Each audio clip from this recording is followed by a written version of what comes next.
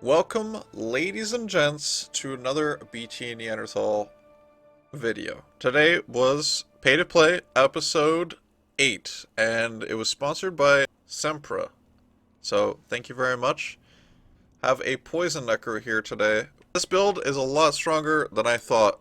I knew it was going to be strong and very good. It seems like the damage kind of drops off a little bit on higher player counts. Overall, it's a very, very strong build. Probably one of the best builds this season. I think the Necromancer is... This is the Necromancer season, because the last one we did was a Curse Necro, and that was very good as well.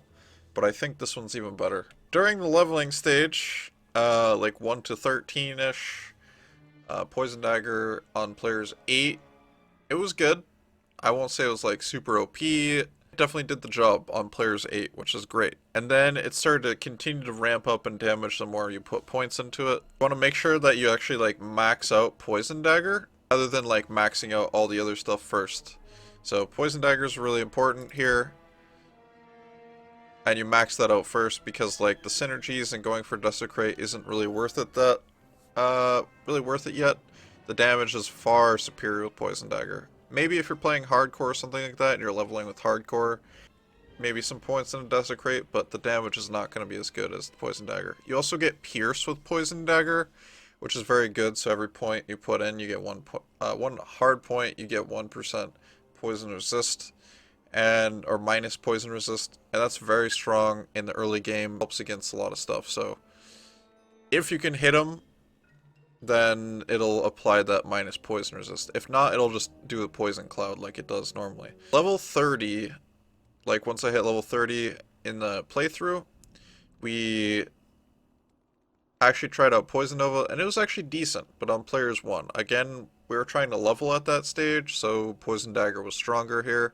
At level 30 was decent. Kind of played all the way through like Nightmare, and it was really good. Honestly, I don't really have any complaints over it. The only issue that you come across is Act 4 Chaos Sanctuary when the Venom Lords are actually poison immune. But if you even just put 1 point into Lord Resist, you can actually break their immunity. You won't do much damage to them, but you'll break their immunes and keep them from healing. So you can either will them down slowly, or if you have like summons or something like that, you know, you can use this build. You can play this build. And your Mercenary can kill Infector and stuff like that, and you can get past Chaos Sanctuary. So, that was probably the only issue there. We did only end up playing through Act 1 in Hell, and then we started playing the Endgame portion. So now we tested the Endgame. Now as far as the Endgame goes, it's really strong. We tested like kinda budget gear, like week 1 gear, like full training set. That was really strong. We tried that out. It was very good. Plus 30 to Nova. You know, not really much Pierce other than the minus 25 Pierce coming in from Trangul's wing. And then we had another like kind of step up in damage where we had like plus 40, or we had 40 Poison Nova without like many facets yet. And that one was very strong too. You can definitely wreck the cow map really well. Even the Bastion map and tier 1 map is very good. You can do River of Blood pretty well. You can do Throne of Destruction as well.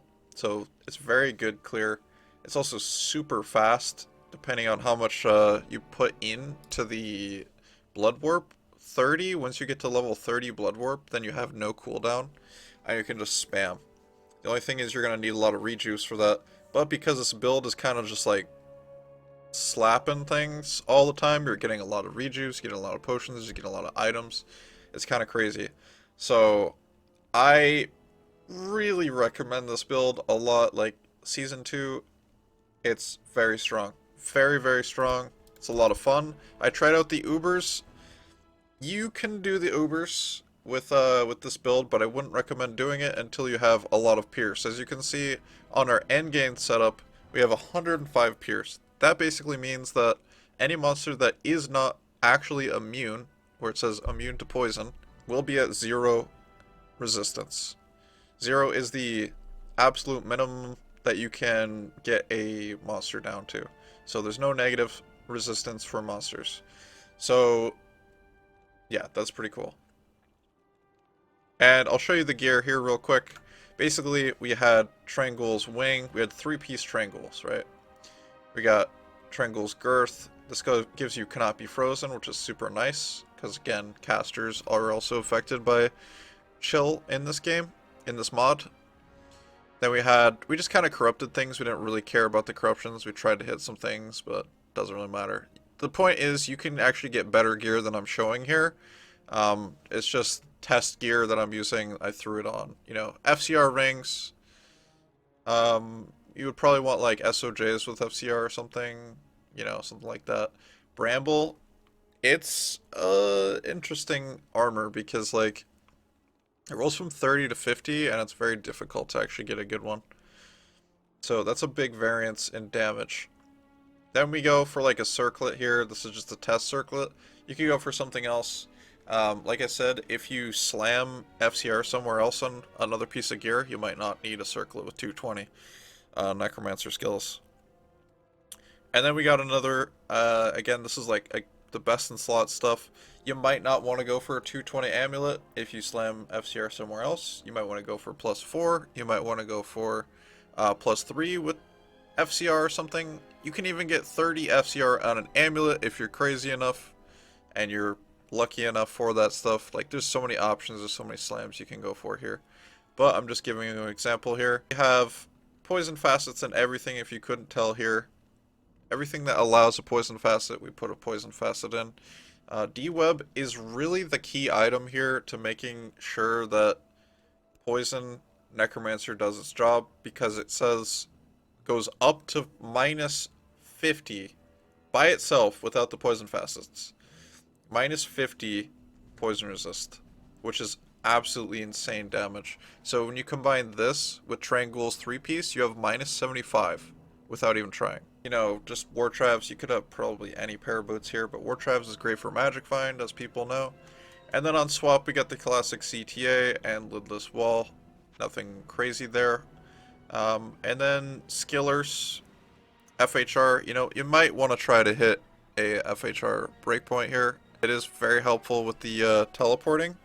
If you can hit 125 with your slams, that's great too. Especially in combination with Blood Warp having no cooldown once you get to level 30 Blood Warp.